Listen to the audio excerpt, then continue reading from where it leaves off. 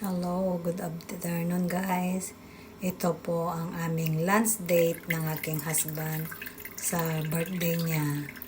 Salamat sa Panginoon at naabot ang aking asawang kanyang kaarawan muli na malusog at malakas at healthy. Ito po ang aming lunch date sa Broccoli Belly.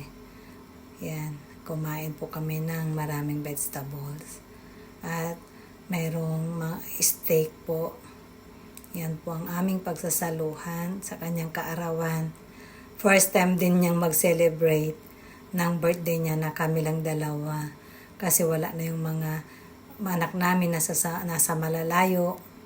Kaya ayan, kami na lang dalawang nag-lunch sa birthday niya. So, salamat sa Panginoon. Happy birthday, honey. I love you always. Let's eat, guys. Pagsaluhan natin po itong konting biyaya na kanyang handa sa kanyang birthday. Nag-absent siya sa trabaho para mag-lunch po daw po kami. Kaya yan.